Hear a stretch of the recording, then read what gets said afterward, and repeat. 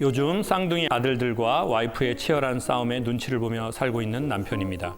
싸움의 원인은 쌍둥이들의 연애 때문입니다. 연애? 첫째는 여자친구와 100일이 넘었다고 하고 둘째는 저희 눈치 보느라 좋아하는 친구에게 고백은 못했다고 하더라고요. 문제는 아이들이 지금 고2라는 겁니다.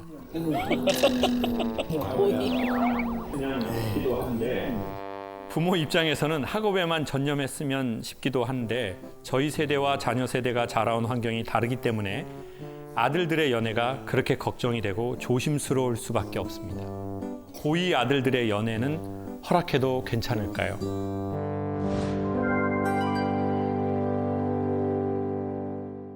듣기만 해도 되게 고민이 될 것 같긴 하다. 아버님 혹시 손을 들어주실 수 있어요? 아, 우리 아버님 여기 계시네요. 자, 근데 둘 다 벌써 연애를 시작했나요? 아, 예. 지금 연애 시작한 지는 뭐 예전부터 계속 하고 있었고. 요번에 이제 또 새로운 친구. 자, 이렇게 아이들이 연애를 일찍 한 거는 누구를 닮아서 이렇게 하는 건가요? 솔직하게 말씀해 주십시오. 누구를 닮았나요? 저보다는 아내를 닮았나요? 와이프가 와이프 쪽이 더 가깝죠. 매력적이야. 네? 22살에 만나서 어머. 5살에 결혼. 자, 아버님 이 원인이 어디에서 왔다고 생각하나요? 22살에 만나서 진짜 25살에 사랑의 열매를 거뒀습니다. 부모 닮은. 저는 와이프만 사랑하고 한 명만 했기 때문에 그걸 잘 모르겠습니다. 와이프만 사랑하고 한 명만 했기 때문에 그걸 잘 모르겠습니다. 나는 남자가 많은데. 아니 손을 너무 밀어 아내분 왜 손을 이렇게 막 밀어치고 그래요? 사이 좋아 보이는데. 그게 아니라 저 형님이 손을 이렇게 찾았다니까 두근거리면서 잡을 걸 찾았다니까요.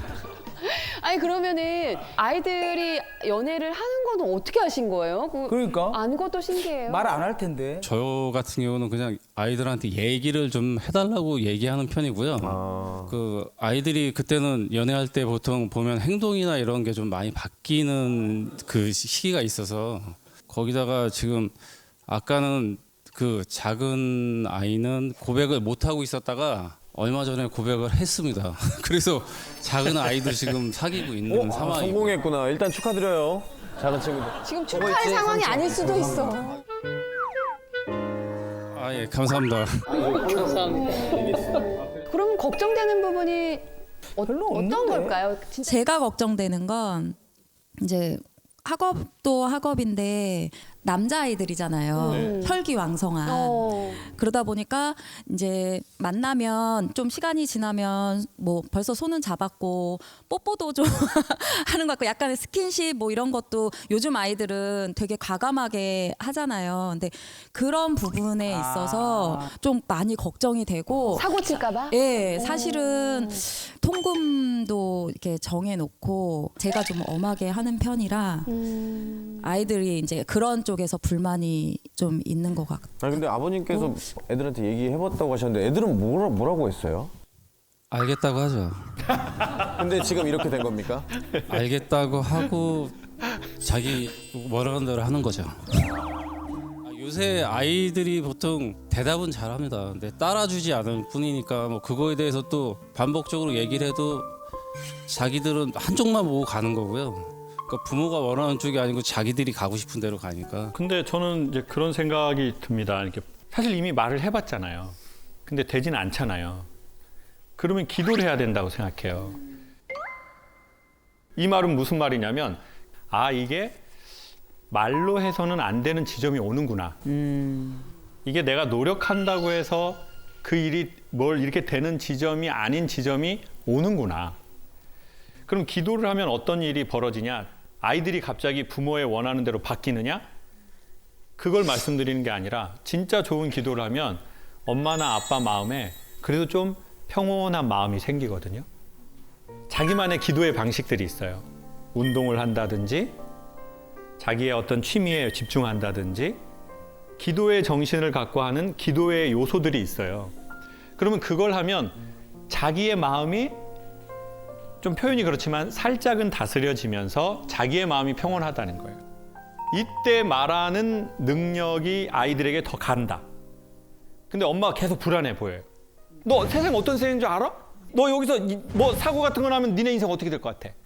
그러면 그 아이들이 엄마의 그 모든 불안함, 감정의 헤르츠, 아버지가 불편해가지고 나를 너 아빠 몇 번 얘기를 해. 연애 못하게 하는 게 아니잖아. 대학 들어가서 하란 말이야. 카이스트, 서울대 들어가서 하란 말이야. 못 들어가면 영원히 하지 마. 아니 예를 들면 과장되게 아빠가 이런 에너지, 엄마가 그런 에너지로 했는데 애들이 그러면 안 할 것 같으세요? 그럼 여러 가지 감정이 있을 거예요. 맞아. 안 하고 나 진짜 사귀고 싶었는데 엄마 아빠 때문에 못 사귄 거야. 아, 최악의 결론이다. 이렇게 생각하거나 아니면 엄마 나 안 사겨요 하고 몰래 사귀거나. 그러면 이 몰래 사귈 때 이 불안한 감정이 공부하는 데 도움이 되겠냐고요. 안 될 것 같아요. 자, 그래서 저는 이 말씀을 드리고 싶어요. 어머니, 아버님, 너무 걱정하지 말고 아이들을 조금만 믿어줘도 좋을 것 같습니다. 그리고 두 번째, 우리는 보통 우리의 아이들이 한 점 흠이 없이 자라기를 바라는 것 같아요. 한 점 실패도 없이, 한 점 어긋남도 없이, 웬만하면 따박따박, 남들이 할 때 하고. 그렇잖아요. 그래서 부모님들이 제일 많이 하는 말 중에 그게요. 엄마가 대단한 걸 바라니? 엄마가 그렇게 못난 년은 아니야? 엄마 그렇게 많이 바라지 않아. 엄마 제발. 남들이 할 때, 남들이 하는 만큼만 해. 그만 하라는 거야, 엄마는. 저다. 엄마는. 이렇게 혼내고 아이들을 다그치는 분들이 있더라고요. 근데 어느 날 생각해보면 제가 가장 열등감이 많았던 건 나는 왜 남들이 할 때 제대로 못할까였거든요. 제가 학교를 일찍 들어가서 학교에 적응을 못했어요. 그냥 맨날 울었어요. 그러니까 선생님이 애가 학교에 적응을 못하니까 내년에 보내래요. 근데 저희 엄마가 그렇게 하면 애들 안 된다고 그냥 보냈거든요. 키도 작고 학교에 적응도 못하고. 대학 떨어졌죠. 전문대 재수해서 또 떨어졌어요. 엄마가 친구들한테 우리 막둥이는 똥멍청이라고 말씀하셨어요. 그리고 저는 그래서 이제 해병대를 갔는데 근데 너무 많이 때리는 거예요. 93년에. 그래서 집에 돌아가려고 그랬는데 이미 머리를 깎고 돈도 받아버렸어요. 군대 간다고. 그러면 나는 똥멍청이가 해병대 갔는데 해병대에서 적응도 또 못하고 또 왔다고 생각할까 봐 너무 힘들어서 가만히 있다가 이렇게 기절을 해버렸네요. 그러면서 제가 계속 생각했던 그게 나는 왜 남들이 하라는 거를 그만큼 못할까? 나는 왜 그런 거 못할까? 근데 어떻게 생각해보면 오늘의 이 강연들의 대부분은 제가 남들보다 좀 못한 거에서 나온 거가 되게 많거든요. 그래서 이미 부모님들이 살아보셔서 다 아시지만 방황하고 방황할 수 있거든요. 실수하고 실패할 수도 있어요. 근데 엄마 아빠가 뭔가 그러한 평온한 그 어떤 센터가 있으면 애들은요 무조건 돌아옵니다. 그래서 인생은 이게 너무 심하니까 부모가 되면 보수적이 되어지는 것 같아요. 근데 부모에게 필요한 건 전 믿음이라고 생각하는데 그 믿음은 네가 실수하지 않을 거야 라고 하는 믿음이 아닌 것 같아요. 그건 애들을 목 조이는 믿음이에요. 그럼 애들이 실수하면 속으로 어떻게 생각할 거예요? 우리 엄마 아빠는 날 믿고 있는데 내가 이런 행동을 했네. 그래서 약한 애들은 무너지거든요. 그럼 무슨 믿음이냐? 너 실수해도 괜찮아. 엄마는 여기 있어. 실패해도 괜찮아. 엄마는 여기 있어. 그러니 어머니 아버지 너무 걱정하지 마십시오. 어머니 아버지가 이미 좋은 성품에 맞아. 좋은 세상을 살아오신 것처럼 그럼. 쌍둥이 아들도 반드시 그렇게 될 겁니다. The only way, all night I pray. 한참 아빠 닮았다고 하면 싫어하는 아이들이 있다고 합니다. 세 자녀를 키우는 부부입니다. 아이들이 아빠인 저를 많이 닮았습니다. 그런데 아빠를 닮았다고 하면 싫어합니다. 엄마가 날씬하고 예뻐서 그런 걸까요? 엄마 닮았다고 하면 좋아합니다. 솔직히 서운합니다. 아빠로서 저는 어떻게 반응을 해야 합니까?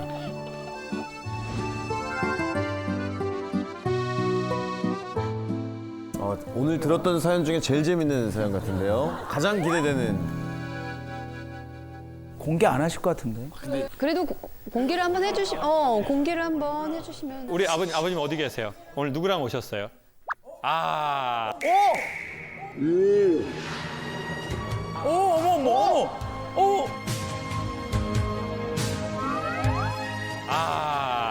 우리 아버님. 아빠 귀여우신데? 귀여워, 진짜.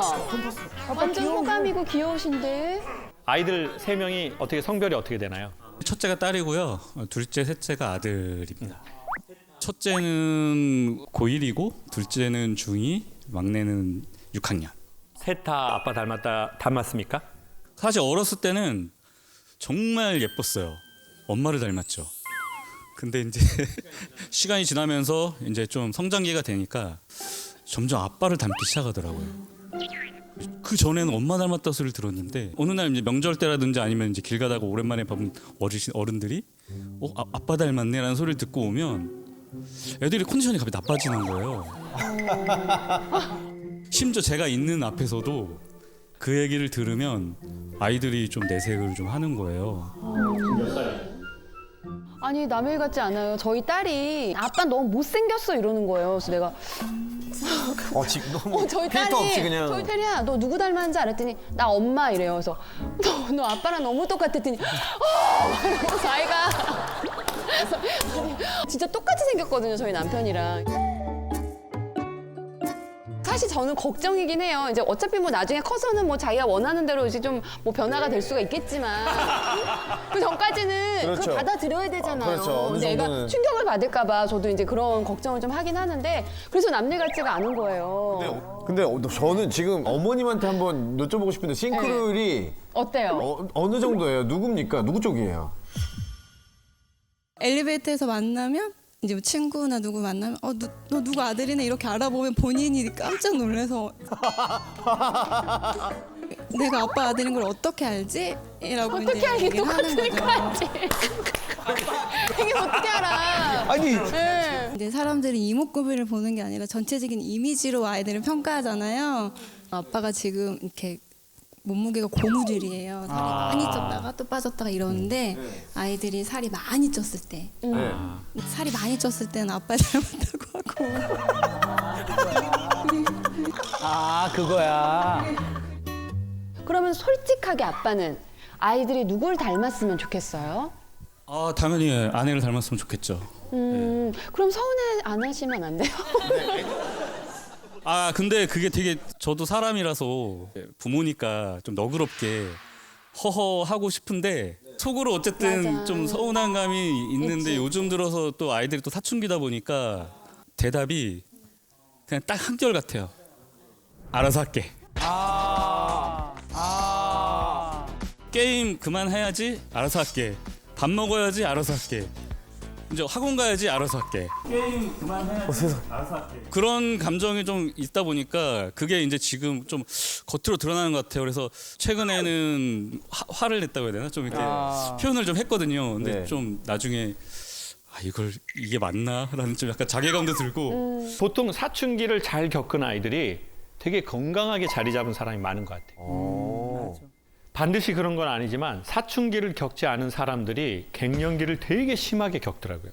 나이 70대인데 아빠 알아서 할게 내가. 내 칠순잔치 내가 알아서 한다고. 이렇게 하면 문제죠. 그치. 이렇게 하면 문제인데 보통 그렇게 안 하거든요. 아이들이 사춘기가 온 것은 말 잘 들었던 애가 갑자기 이러네. 이렇게 접근할 문제가 아니다. 아이에게 적절한 좋은 타이밍이 온 것이다. 그리고 이 시기는 영원하지 않습니다. 반드시 지나갑니다. 그래서 저는 이 시기를 잘 넘기려면 엄마 아빠가 어딘가로부터 힘을 받아야 되는 것 같아요. 그래야 아이들의 이 시간을 봐주는 것 같아요. 그래, 니들 그럴 만한 때가 있어. 내가 니들 사춘기인 거 인정해. 최소한의 아웃라인만 주고요. 근데 엄마 아빠한테 너무 예의 없긴 하지 마. 그러면 어떻게 될 것 같아? 집 나가. 이건 아닌 것 같습니다. 최소한의 예의는 지켜줬으면 좋겠어. 그리고 그 시간을 인정할게. 그 공간도 인정할게. 근데 그 공간을 인정해 주려면 엄마 아빠가 마음에 힘이 있어야 된다는 거죠. 그러면 그 힘은 어디에서 오냐?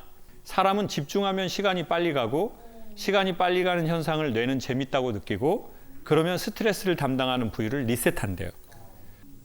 그래서 시간 빨리 가는 사람을 만난다. 시간 빨리 가는 일을 한다. 시간 빨리 가는 장소에 가신다는 거죠. 근데 아버님은 이미 그걸 되게 갖고 있으신 것 같아요. 그게 뭐냐? 여기도 이렇게 썼다고요. 엄마가 날씬하고 예뻐서 그런지.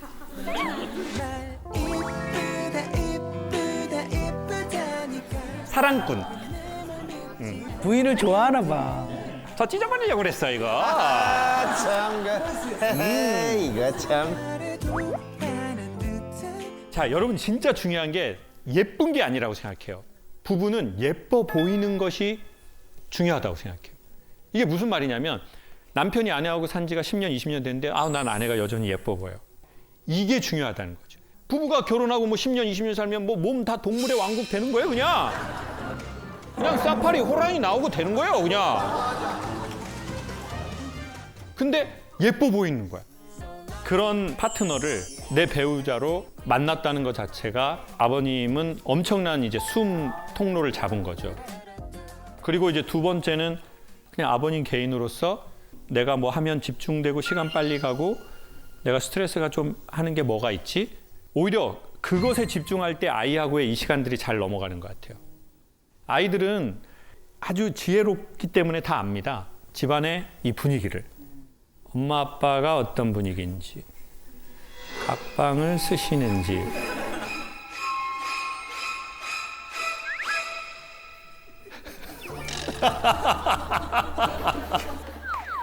저는 그것 때문에 각방 쓰는 게 아니고 제가 코골이 치료를 아직 못 받아가지고. 그 분위기를 왜 모르겠어요, 아이들이. 근데 자기에게도 방황할 시간이 필요한 거죠. 내 의지대로 내가 안 되니까. 그때가 사춘기니까. 그러니까 이때를 용납해주고 따뜻한 분위기를 조성하고 그래, 너 흔들릴 시간과 기회를 줄게. 근데 엄마 아빠는 여기 늘 있어. 이 느낌을 줘야지 아이들한테 너 엄마가 살아보니까 네 애비 같은 놈은 안 된다고 몇 번을 얘기를 했어. 걔 MBTI 뭐니? 네 아빠랑 똑같으면 안 돼, MBTI. 그놈의 MBTI. 애들한테 너무 그러지 마시고 엄마나 아빠의 개인 삶 그리고 두 분의 삶 이것을 회복하면 엄마 아빠의 내면 세계와 표정이 달라진다는 거죠. 이 영향을 아이들이 받는 건 100%라고 생각합니다. 강연을 할 때 맨 처음에 보면 탁월한 외모를 가진 분들이 눈에 당연히 보이죠. 근데 시간이 지나면서 정말 인상이 좋고 좋은 에너지를 가진 분하고 자꾸 눈을 마주치게 돼요. 근데 오늘 한 150분이 오셨는데 그중에 1번이 아버님이셨어요. 저런 인상을 갖기가 참 쉽지 않고 저 미소를 갖기가 정말 쉽지 않은데 또 어떻게 살아와서 저런 좋은 느낌을 가졌을까라고 생각했거든요. 조만간 시간이 지나고 아이들이 제가 느꼈던 이것들을 이미 아이들은 다 알고 느끼고 있겠지만 자기들도 나이가 들면서 진짜 내가 아빠를 닮았다는 게 얼마나 내가 좋은 선물을 받았는지라는 걸 아이들이 그리 멀지 않아서 알게 될 거라고 생각합니다.